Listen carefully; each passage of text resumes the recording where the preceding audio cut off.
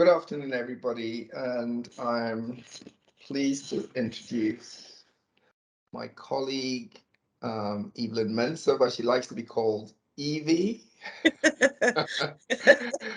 So Evie is actually a consultant eye surgeon. She's the clinical lead for ophthalmology at London Northwest, and she's also the clinical lead for the Royal College of Ophthalmologists Clinical Lead Forum. Evie does a lot of work internationally, and she's currently running a training program for eye specialists in West Africa. Some of her colleagues in Ghana I know, and she's been made a fellow of the Ghana College of Physicians and Surgeons for her charitable work. So we are pleased that Evie can talk to us this afternoon about sickle cell in eyes. Thank you so much for the invitation. I'm going to share my slides. I know that I've got a significant multidisciplinary sort of audience here. So if I get too geekish in terms of ophthalmology and just sort of like run away and I'm not making any sense, I'm presenting on Teams, and as you know, on Teams you can't see any hands going up, so I can't even see myself. So if anybody wants me to explain anything at any point, then by all means, then please do just stop me. So what I'm going to talk to you today about is actually about sickle cell retinopathy. So it's an issue that occurs at the back of the eyes in some of our patients with sickle cell disease. I'm going to go a bit through the anatomy. I'm going to tell you what happens in the eye clinic, because I remember Lola once saying to me just before she retired, what actually happens in the eye clinic? So I thought I'd give you a little bit of an overview about what happens when the patients come to the eye clinic. I'll go through the classification of sickle cell retinopathy and include a bit of the maculopathy, talk about the incidence and prevalence of proliferative sickle retinopathy, discuss how we manage sickle retinopathy at Central Middlesex, and talk a little bit about what Kofi alluded to with the work that I do in Ghana at the Lions International Eye Centre with my West African College of Surgeons colleagues, and then have a discussion about future thoughts. So I thought I'd kick things off by giving you a quiz, as one does when one gets invited to these sorts of things. And I expect you to know all the answers to this, but I thought if I'm going to talk about the eye, I actually need to make sure that people know parts of the anatomy of the eye.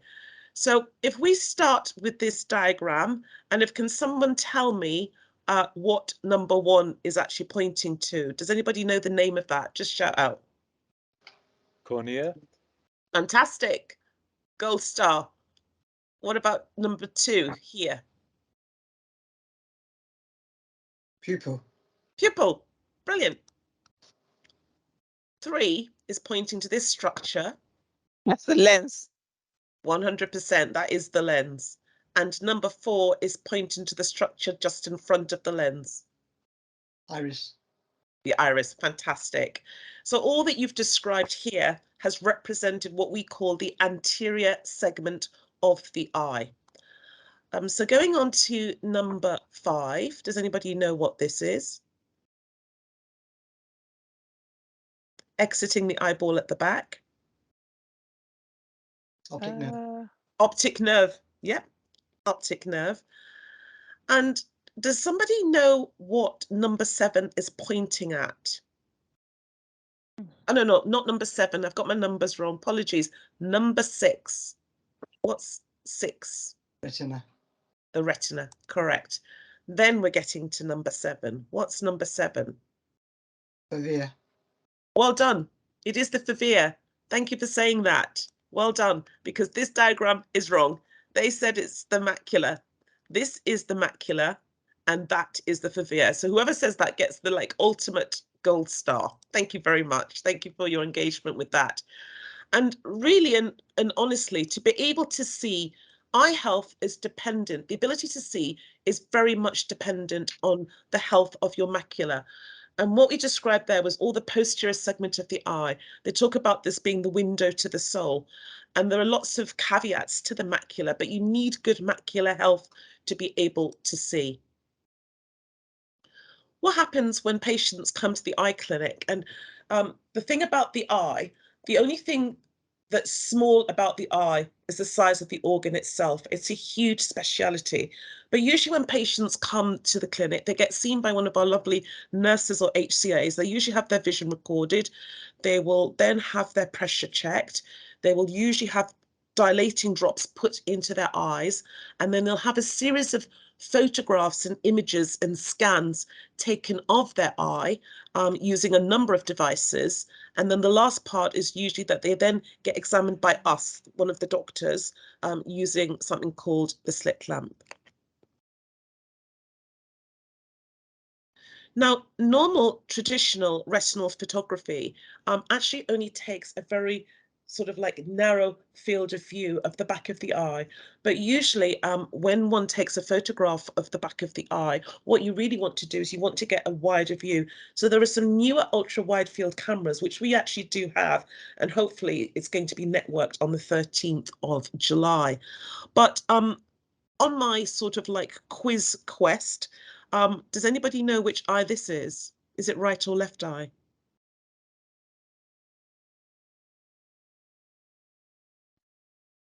Fifty-fifty. Left. Left eye, that is correct. So the optic nerve is towards the nose. Just remember the nerve and the nose. This is the macula here to the side, is temporal towards the ear. Well done. What we do when we're looking at the macula, we've got these fantastic non-invasive devices, one of which is called optical coherence tomography, an OCT scan, which literally gives us a very, it's non-contact, but what it does, it gives us an almost histological assessment of what's actually happening at the macula. So if you look at a histological specimen of the retina, particularly at the macula, which dips down like the valley here, we almost get that same histological representation. And for all intents and purposes, you can describe an OCT scan as an optical ultrasound. And we use this a lot in ophthalmology. Now, sickle cell disease can actually affect any part of the front part of the eye, the anterior segment, but it doesn't give rise to sight loss. Retinal disease is actually much more common and is considered to be the condition that's responsible for most of the ocular morbidity that we see in our patients in our clinic, and it's as a consequence of vascular occlusion and subsequent ischemia.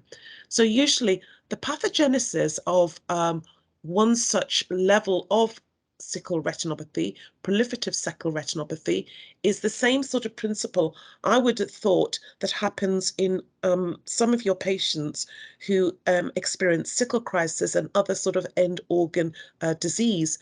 So you have the vascular occlusion occurring at the peripheral vessels, so the very fine vessels at the edge of the retina, from blockage from the sickle cells, hemoglobin cells, which then gives rise to ischemia, which then gives rise to release of vascular endothelial growth factor.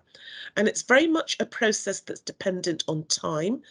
And when one experiences neovascularization, is as a consequence of that. Now, classifying sickle cell retinopathy, you classify it according to whether or not there is any proliferative disease, neovascularization. So we normally classify it broadly into non-proliferative sickle retinopathy or proliferative sickle retinopathy. Non-proliferative sickle retinopathy is non-sight threatening. However, proliferative sickle retinopathy is potentially sight threatening. And then what we have to add into the mix is sickle maculopathy. And I'll talk about that as we go along. So if we go through the clinical features and findings of what we see in a patient who's got non-proliferative sickle cell retinopathy, and remember I said this is not sight threatening. One of the things that we can see in the edge of the retina is something called salmon patches. And what they are is that they represent bleeding from the uppermost superficial blood vessels. They're normally round and oval in shape, or they can be elevated and flattened. And the reason why they look salmon coloured is because there's hemolysis of the red blood cells. This is not a sight-threatening feature, and it can resolve on its own. Once it does resolve, what you can then see within the retina in the periphery are these iridescent yellow spots. So usually from at the sites of where the salmon patches are, those blobs of hemorrhages which have been absorbed, and they've left behind these sort of like refractile deposits. And what they are the little spots of hemosiderin from macrophage depositing just underneath what we call the internal limiting membrane, which is the upper layer of the retina. A common finding and feature in non-proliferative sickle retinopathy are black sunbursts, and what they represent are migration and proliferation of the retinal pigment epithelial cells. Now, underneath your neurosensory retina, so the orangey layer that lines the inside of your retina, underneath that layer, you've got something called the RPE, the retinal pigment epithelial layer, between that and the choroid, which is deeper down. And basically, this usually occurs as a response to retinal hemorrhage. And just emphasizing again that this is a non-sight-threatening feature. So then let's move on to sickle cell macular ischemia. Now, with sickle cell macular ischemia, you may or may not have a reduction in your visual acuity. And what happens in sickle cell macular ischemia is that you get occlusion of the fine capillaries around the fovea. What that does is it distorts that normal sort of like valley-like foveal contour that one sees on the OCT, and it represents atrophy. Like all things, if you don't have a blood supply to tissue, you get loss of that tissue. And we've got to remember that the eye is actually an extension of your nerve, so it's neurological tissue that does not sort of like regenerate. Now, this is an OCT scan of a patient's right eye who has got this sickle cell macular ischemia. So you can see that on that's the foveal dip in the center. So this side, the retinal tissues are of normal thickness, but on this side, you can see that they're very, very thin. And if we just remind ourselves what a normal, regular OCT scan looks like in profile, so this green line is the line of interest, and we're looking at it's almost like looking at the edge of the sandwich when we're looking at the retinal layers in the macula. Now, that particular patient actually had excellent vision. So we record visions, and in our eye clinic, we use something called a logMAR chart. Everybody's more familiar with the Snellen chart, but we've been using the logMAR chart in my unit for quite some time, because when we want to do clinical trials and when we want to do studies, we've got the same number of letters, 5. Each line has got 5 letters, as opposed to the Snellen chart, which has a different number of letters on each line. So it makes it easier to do sort of like real analysis and compare it with things that are happening internationally. So this patient on the OCT map, which should be this orangey yellowish color, here you can see it's rather thin, and that corresponds to that thinning in the macula around the fovea. But luckily, it's not really affecting the foveal photoreceptors. So they've got, sorry, let me go back up. This one.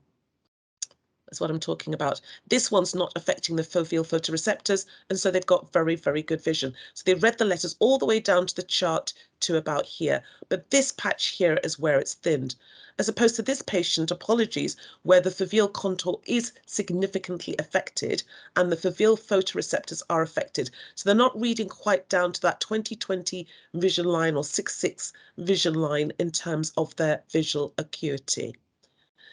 Now, proliferative sickle retinopathy was classified by Goldberg back in 1971. And he used a staging type of classification that went from stage 1, 2, 3 and onwards. And we're going to go through all these different clinical features in detail in the next slides.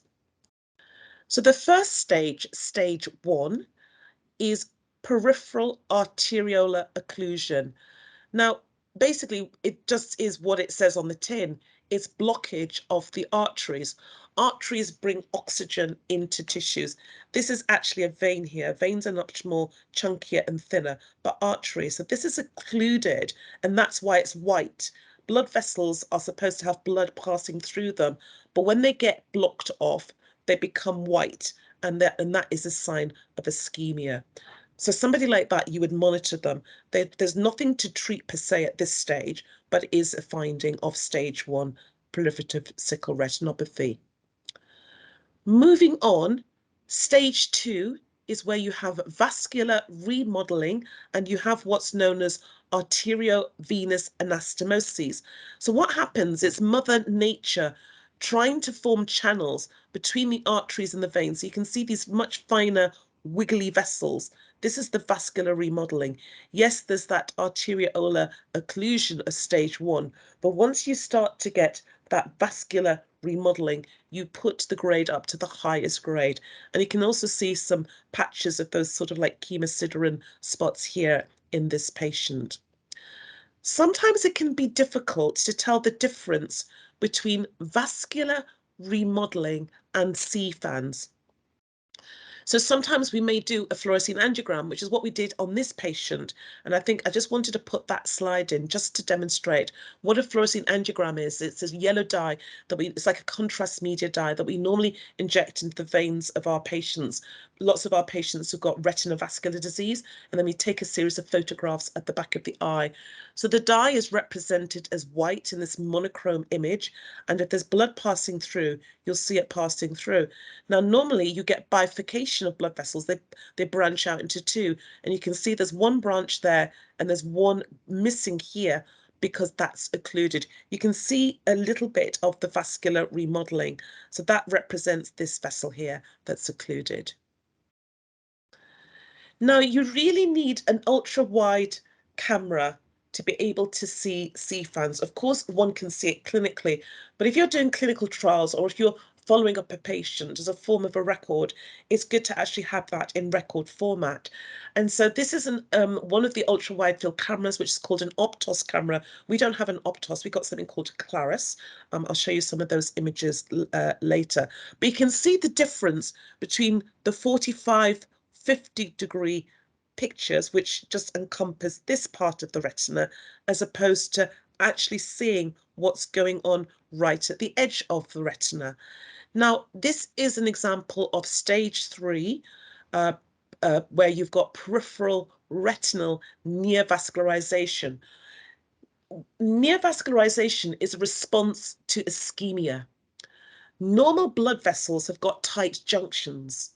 So when blood vessels, which are acting like almost like water pipes, you've got, water pipes underneath your floorboards would not be very good use if they leaked all the water out. So blood vessels are like pipes, water pipes, carrying stuff to places that need it, basically carrying oxygen. And that's what these normal blood vessels do.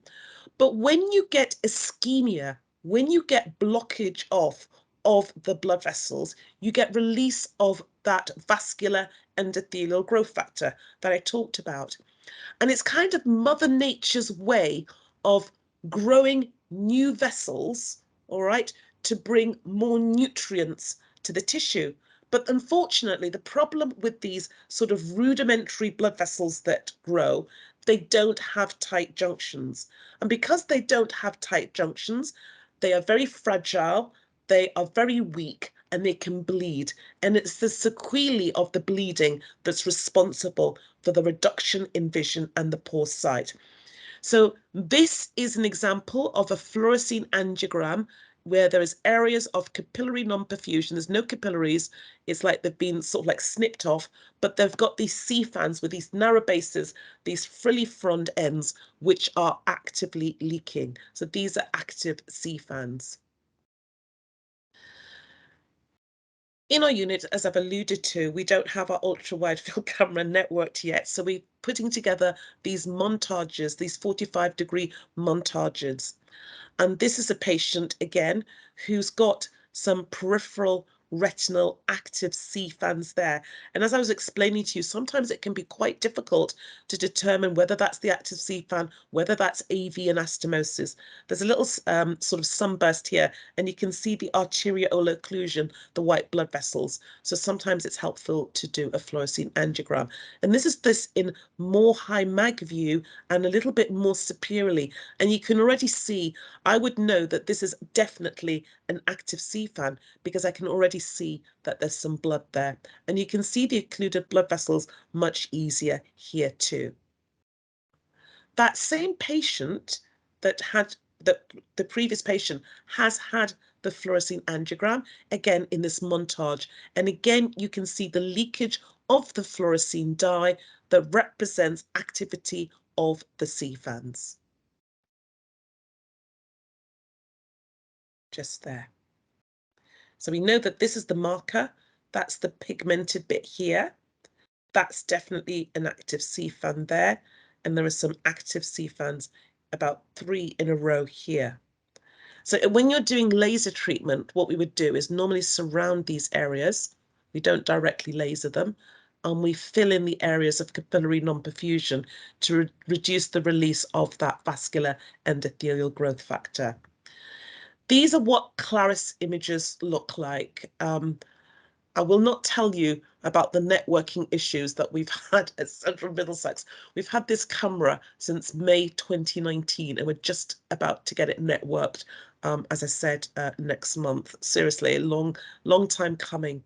But anyway, when we were trialing the camera, we took some photographs of some of the patients that attend my sickle retinopathy clinic that I run on a Thursday. And this is an example of someone who's got an active C fan that is actually, sometimes people describe this as auto-infarction. It's healed itself. If there's no red stuff running through it, it's inactive and the tissues become fibrosed. Because every when you're growing neovascular tissue, there are 2 components. There's a vascular component and there's a fibrous component. So you either get, so what happens in some patients is they get regression of those new vessels, so they leave behind the fibrous component. But what the aim of the laser treatment is to cause this degree of regression. So this is an inactive C fan. As opposed to this patient here, for their left eye, there is some inactivity here with the fibrotic tissue, with the fibrosis. But if you look very carefully, there's a little patch of red there. So there is some degree of activity there. So this patient is not 100% stable. So you'd want to do a fluorescein angiogram, identify where the areas of capillary non-perfusion are, and confirm that there was leakage. There should be no leakage from this on the dye test, but there'll be leakage from this, so you can surround it. So you can reduce this patient's risk of having a bleed inside their eye. So the issue with the C fans, and which is why patients need to be screened, is that you do not get any symptoms until the C fans actually bleed. That's why you need the screening. But there's no recognised screening programme in the UK for sickle cell retinopathy. There's not a national screening programme. There are no guidelines per se, and that is the issue. The main cause of visual loss from proliferative sickle retinopathy is bleeding into the vitreous jelly that fills the bulk of the eye. That's what's known as a vitreous hemorrhage. The other risk to visual loss is from attractional retinal detachment. And basically, attractional retinal detachment is a bit like pulling wallpaper off your wall. And if it's involving your macula, well, you can quite understand that that's going to have quite a profound effect on somebody's vision. And as I was explaining, there's no agreed screening method or interval in the UK. So this is a patient that attended our clinic with a vitreous hemorrhage during the pandemic, actually. Their appointment had been pushed back because, as you know, we had to risk stratify our patients. We were still actually running clinics at Central Middlesex. The eye clinic didn't close, actually. We were still seeing, you know, urgent patients face to face throughout that pandemic. We did not stop. And this patient presented in the middle of that during the first pandemic wave. So this is an example of a vitreous hemorrhage with a stage 4 proliferative sickle retinopathy. And you can see it's very blurred. You can't see the features of the retina properly or the blood vessels. And the patient will describe this as, they will say that they've got floaters, lots of floaters in their field of vision, and the vision can be as profoundly reduced as counting fingers vision. This is just another view just to show that most of the blood is around where the macula is, and towards the nasal part of the retina is quite clear, but you don't use your nasal retina to actually see. And this is to the side temporally, and you can see how there was a C-fan here. Can you see it was fibrosed? That's the fibrosis. But there must have been some activity around that fibrosis, and that's what's caused this bleeding. And let me tell you, it's very scary having things floating in your vision. I had a vitreous detachment. I was absolutely fine. It's a physiological process as I was driving along the A46, and with the flashes of light, and I know, I mean, I've been doing ophthalmology since 1993, and I know exactly what it's like. But sometimes I think as a clinician, it's good to experience. You know what? I was really scared, you know, with this flash of light and the floating spots, and I knew I didn't have a retinal detachment, but still, it can be very, very scary. Sometimes what can happen is that you can have a stage 5 level of proliferative sickle retinopathy with traction, fibrosis traction and pulling on the retina. There was a bit degree of traction in this patient's eye overlying the disc. So it was lifting up the macula a bit. You can just see the edge of the traction just there on the OCT scan, but really pulling up the tissues here over the disc. So what's the incidence and prevalence of proliferative sickle retinopathy? Well, looking at the papers, the incidence of proliferative sickle retinopathy is much higher in the HBSC genotype at about over 30%, a third. And I never really understand why eye disease is far worse in, or it's more common in HBSC than it's the homozygous SS, because systemically, my understanding is homozygous patients, SS patients, are more likely to experience systemic effects of sickle cell anemia, sickle cell disease. Not that HBSC patients don't, hemoglobin SC, but they get more eye problems. I noticed that when they come to the clinic, I always ask them, you know, when did you last have a crisis? How's your sickle cell disease being managed? Is it manageable? They always say, all my eye patients who are mostly hemoglobin SC say, oh, it's fine. I've not been, you know, admitted for a long time, you know, this, that, and the other. And I don't understand it, because why is it that we see more proliferation in the patients who don't have much systemic blockage? It doesn't make sense to me. And that's why I think there's so many unanswered questions with this condition. And hemoglobin S beta thal, beta plus thal, is about 14%.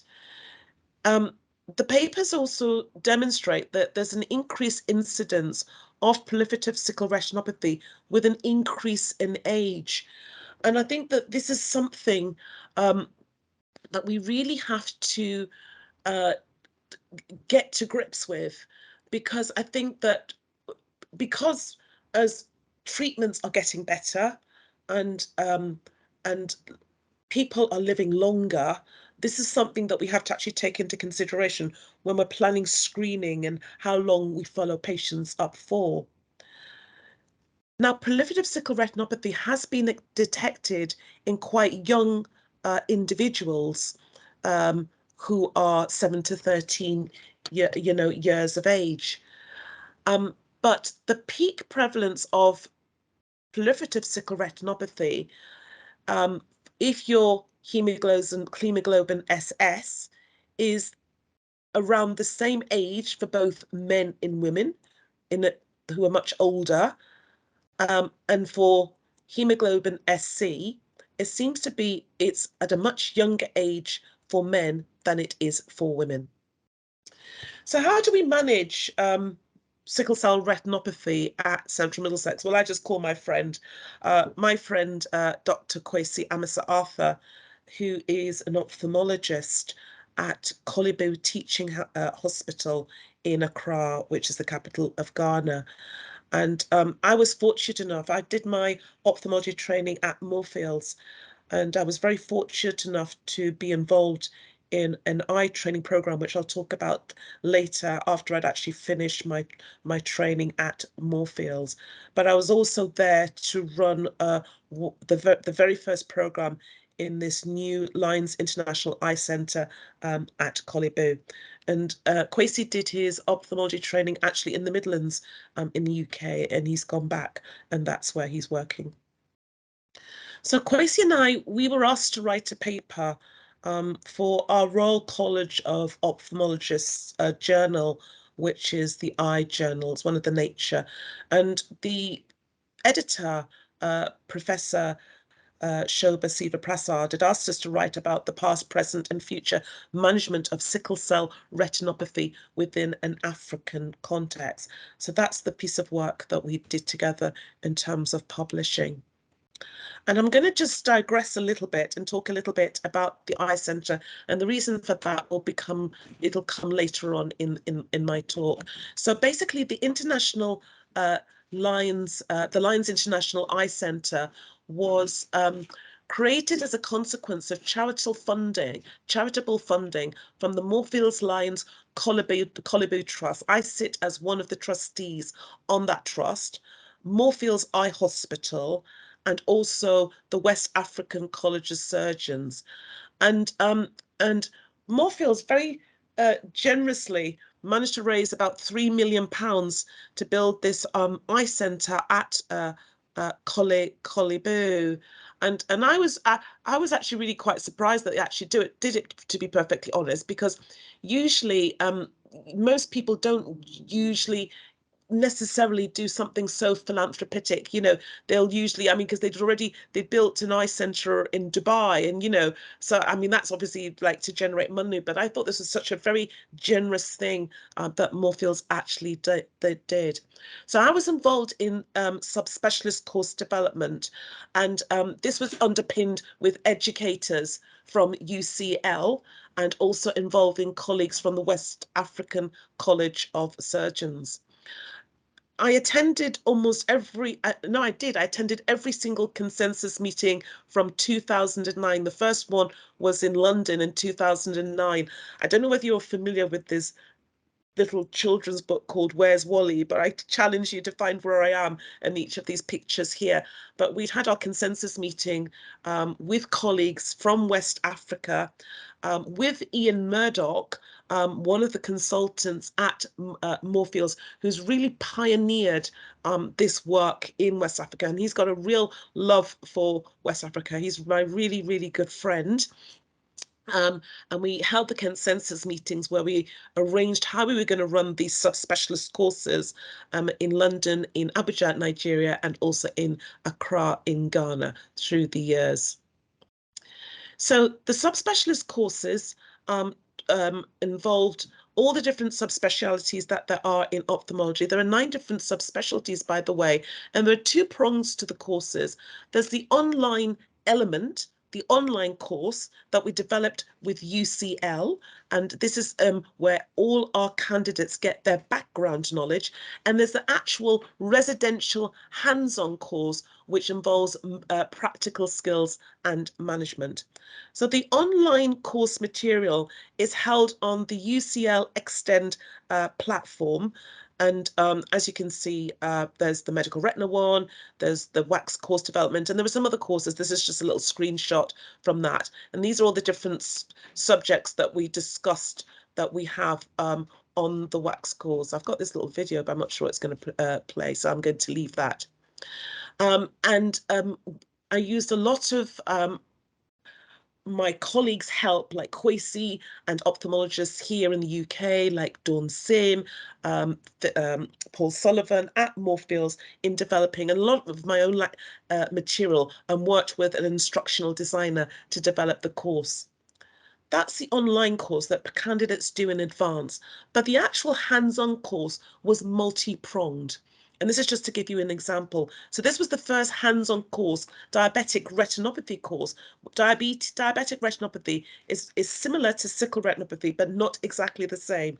But diabetic retinopathy is certainly a more common disease, and that was the first course that we decided that we would run at the eye centre. And I have to say that in 2009, when everybody was deciding what courses should be run once the eye centre was built, medical retina, which is my specialty, was, if you look at the minutes for that meeting, it was the last consideration during that consensus meeting in 2009. So I'm really chuffed that that the first actual course that actually happened in the centre was the course that I developed with my colleagues. So the first course in December 2016 had 4 candidates, 1 from Ghana and 3 from Nigeria. And I want you to take note of these 3 people here. Tunji, that's Akwesi, and that's Shwaib. That's they are from Nigeria, and Akwesi is from Kumfanochi Hospital in Kumasi.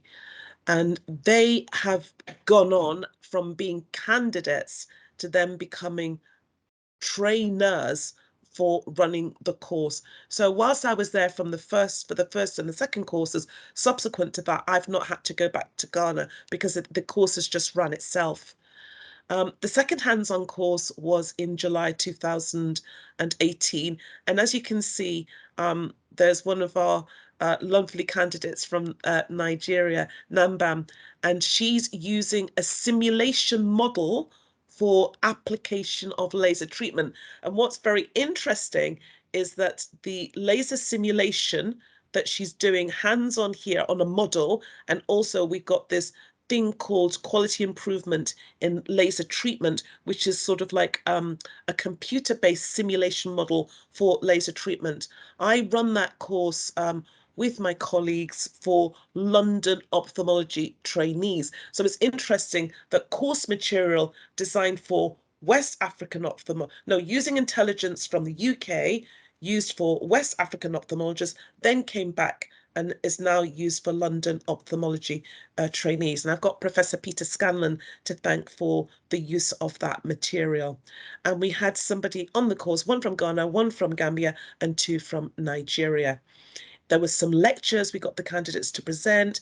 This is an example of the computer laser simulation. So these are what laser spots look like. This is a patient with diabetic macular disease. When we were doing it the very, very first time, we were just doing it on paper, but then we managed to get it on the computer. And this is the simulation using models, as I've alluded to. And then the actual applying it to the patient directly. So, you know, injections, injection treatments, stuff like that. And then also going through some case-based discussions. So what's been the impact of this sort of like surgical training courses? Well, if you think about it, if you've got 1 trained ophthalmic surgeon and they then go on to train 2 surgeons, and just say, for example, that 1 trained ophthalmic surgeon does about 100 operations. Within a year or so, even less than that, you could have 300 operations done by 3 trained surgeons who then go on to train. It's like passing it on. So therefore, you've got this exponential increase in expertise in sub-Saharan Africa. And that's the whole point of these ophthalmic training courses.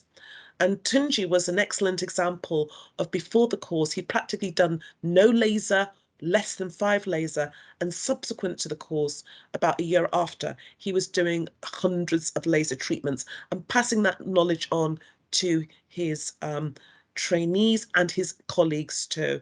And this is him on the course in 2018 as a trainer, having previously been a candidate on the course, applying laser directly, training using the screen. This is the candidate, this is the patient, and that's him as the trainer. And we've completed about 9 courses thus far in some of the different specialities. But as you notice, they've all been diabetic retinopathy, and that's where I need Kofi's help. And I know we had a meeting like about a year ago or longer, because the next course I want to develop and run with Kwesi in Ghana is on sickle cell retinopathy. So how do we manage? Well, we manage and screen literally what they do in Ghana, because as I said, Kwesi's got more patients than what we have, and so we just do what they do with some different caveats. I'm not going to go through this in too much detail, but I just want to use this patient as an example. So this is a patient that attended my clinic, hemoglobin SC, in April 2021, had a tractional type of retinal detachment that involved her macula. So she'd got a hole in the macula. So basically it's like a gap, it's like a tear in the macula. So her vision preoperatively was counting fingers. She could not see any letters in that eye. She had this she had surgery at the Western Eye Hospital at Imperial, and post-operatively, her vision in her right eye was absolutely excellent, but in the left eye, it wasn't very good. It was halfway down the chart. Now, this is the montage photograph of her right eye, the good eye. This is the good eye. But I was concerned when I examined her clinically, which is why I'm desperate to get the ultra-wide field camera, there was possibly an active new vessel in the far periphery of the right eye. This is her left eye that had received the treatment, and you can just see a little bit of that pre-retinal fibrosis there. Now you are all OCT interpreting experts. You will have already identified that this OCT scan on the right eye is normal, whereas this one on the left eye is abnormal. It's the closed macular hole, but it's the damage to those fine photoreceptors, the cone photoreceptors in the left eye that are responsible for the reduced vision in the eye. So she does ask me each time she comes that, will I get my vision back? And I say to her that, look, it's better than counting fingers vision. You're not going to get it back to this level of 20/20 or 6/6 vision because of the structural damage to your fovea.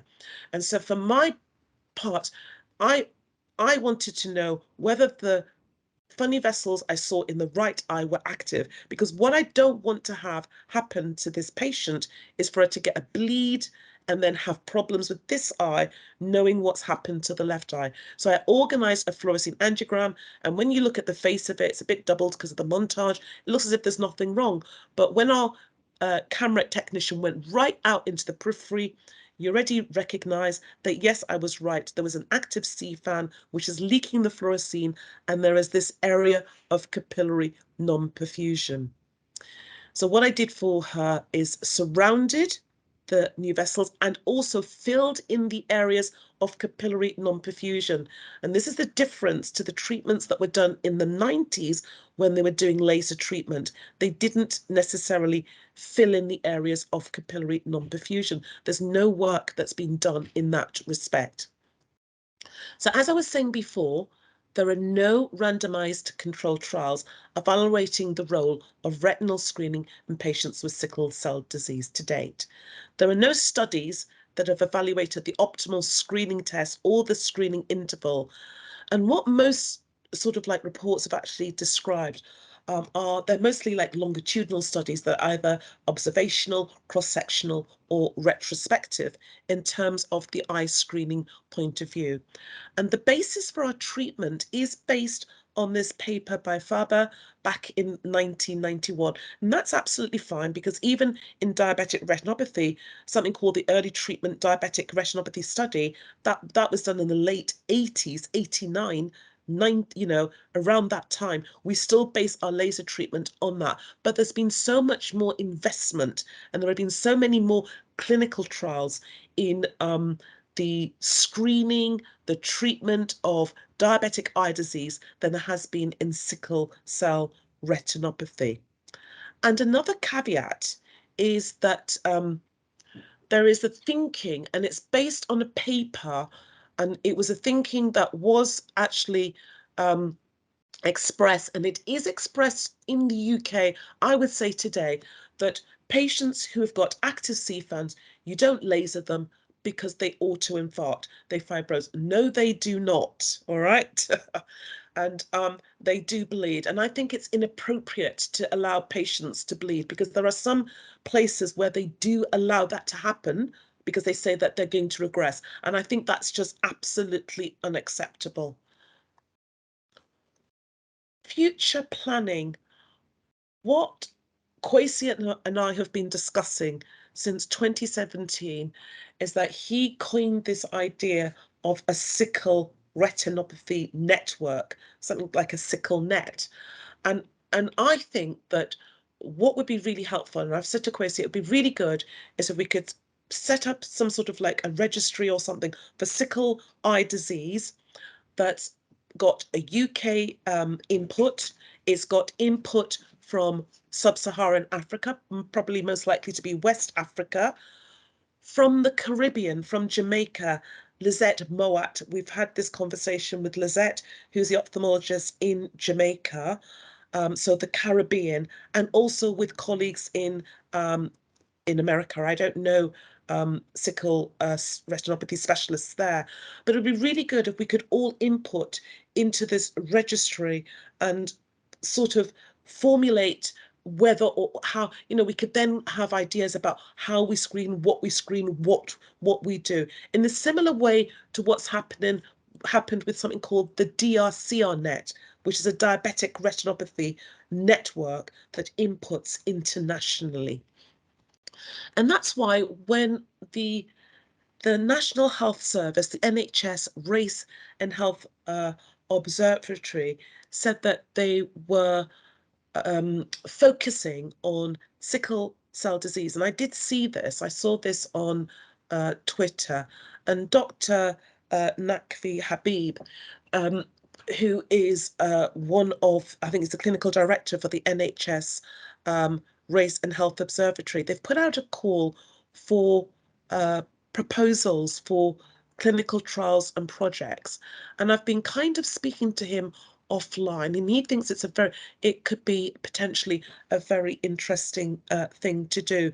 But I would need a little bit of help in that regard. And that's the end of my talk. Thank you so much for your attention. And I hope I didn't lose people there. Thanks, Evie. Thanks for a very comprehensive and very interesting presentation. I'm sure we'll have some questions. I don't know if people might want to put questions in the chat, or you just raise your hand. Okay, we'll start with Assad. Hi, thanks very much. That was a really nice talk and really nice pictures you showed as well. I had a couple of questions, if that's okay. One is, obviously, as clinicians seeing patients, what symptoms should we be alarmed by, and what would prompt kind of, you know, an urgent ophthalmology review? I mean, we commonly get floaters, we commonly get reduced kind of peripheral vision. So what kind of symptoms are, you know, really concerning? And the second question is, we normally advise asymptomatic patients to be screened at an optometrist, and that's the kind of the national guidance recommendations as well. Is that, you know, in your opinion, sufficient? And do they have kind of the capacity to do kind of OCTs and look out for sickle retinopathy in kind of the same way as you would be able to? It's a very interesting question, Assad, and I'd be really grateful if you could share with me the document where the national guidance states that patients with sickle cell disease should be screened by an optometrist, because I would really like to take this forward. Like, first of all, optometrists are private companies, okay? So if they're going to get screened by the optometrists, they would charge for the OCT scan, and I would be very upset about that, because obviously if they get seen in the eye clinic, they're not paying for anything. So that would be my only my only thing. Whether or not they have the skills to pick up disease in the peripheral retina, because not every, if you're going to pick up disease using an ultra wide field camera, yes, some optical practices may have ultra wide field cameras, but if not, then they have to do a slit lamp examination with the patient's chin on the rest, a lens that we would hold in the eye, and we would look at the peripheral retina dynamically. And I'm not sure that they necessarily have the expertise for that either.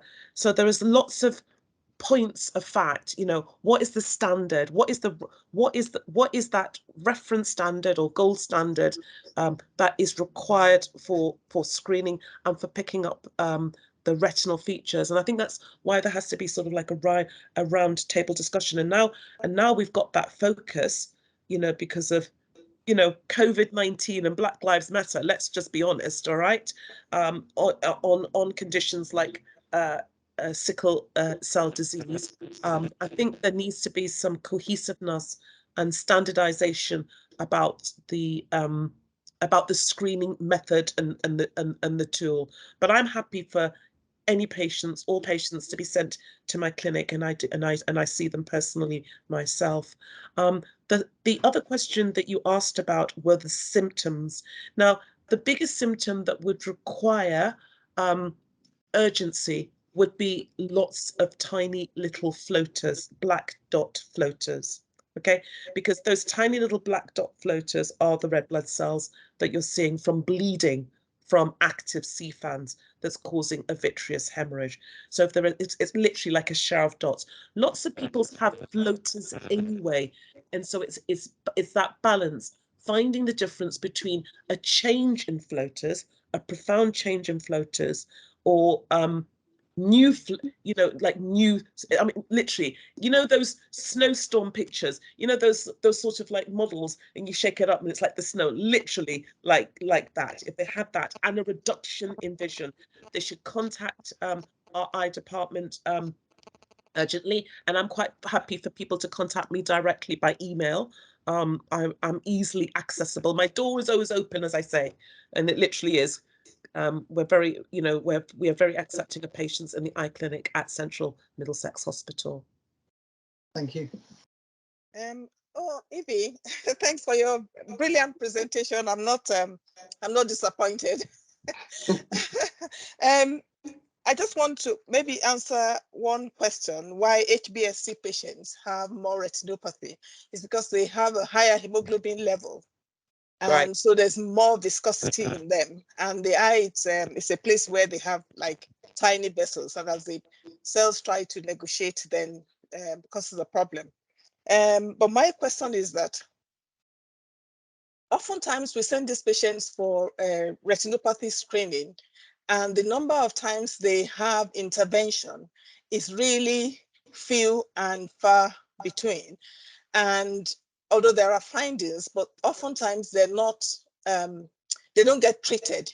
Is there a problem in treatment, or is there a risk in sort of treating these patients rather early as opposed to later?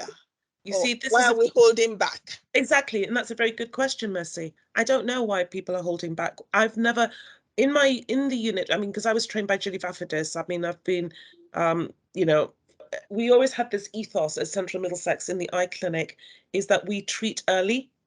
As soon as we see the fans, we will assess activity with the dye test, fluorescein angiogram, and we will treat. We treat. But the wider teaching from the teaching eye hospitals is not to treat. They seem to think that there's a greater risk of retinal detachments and tear, and that's not true.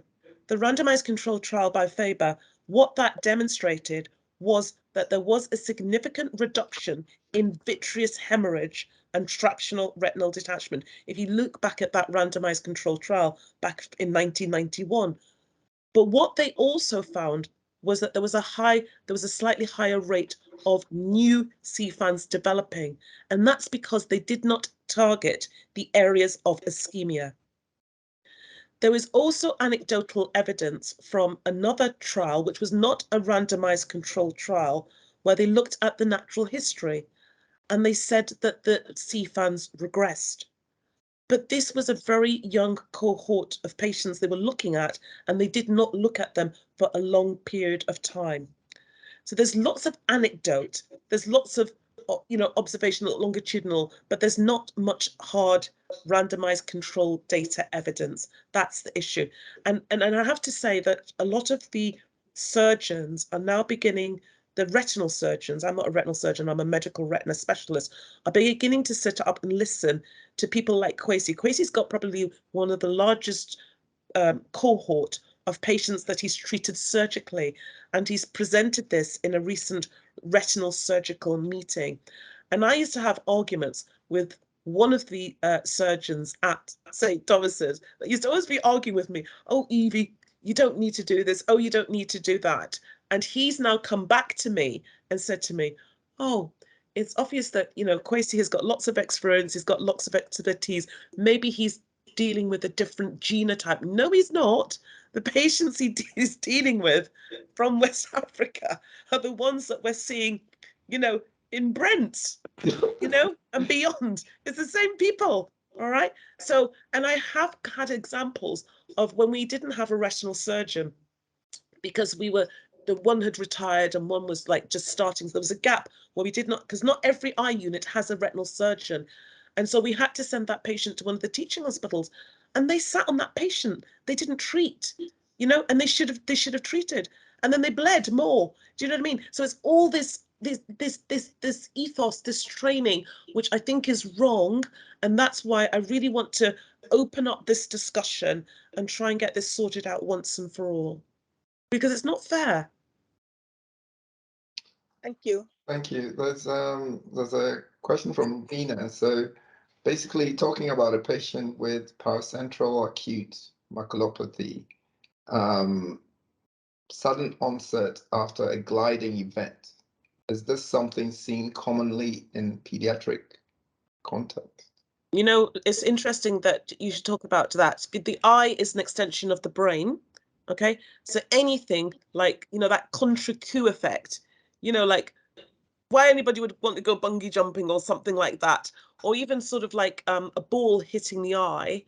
We've got this case of a child who had a football that hit their eye, and with the pressure that went onto the eye, caused swelling of the retina in the macula. It caused so much swelling that when the tissues resolved, there was then thinning and atrophy. So yes, you can get a sort of like an acute, like a contra-Q blunt traumatic effect happening in the macula. I can imagine that with the gliding event, yeah. And unfortunately, as I demonstrated on the OCT scan from the macula, because really your eye is an extension of your brain, and we know what happens to neurological tissue when it gets damaged. It does not regenerate back to the level that it should. Right. Thank you so much, Evie. I can't see any other questions in the chat. I can't see any other hands up. That's absolutely fine. But one question I just wanted to ask you is anybody tendering for any of the NHS RHO tenders? The observatory one, I think there's a pain one that we are looking at as a group of people under the umbrella of the sickle cell pain, National Sickle Cell Pain right. Great group, yeah. Good. Can I also get Mercy, can you send me the reference paper about the hyperviscosity? Because I think I wanted to come back on that just to ask a bit more questions, but I can speak to you offline about that in terms of, so the hyperviscosity doesn't necessarily doesn't exacerbate systemic symptoms. Is that what you're trying to say? Yeah, because the hemoglobin level is higher. Right. So it tends, to sort of clog more around the eyes. Yeah. Okay. All right. Yeah. That's brilliant. If you could send me some references, please, for my reading and my learning. Yeah, that's so fine. much Yeah. indeed. Thank you so much, everybody.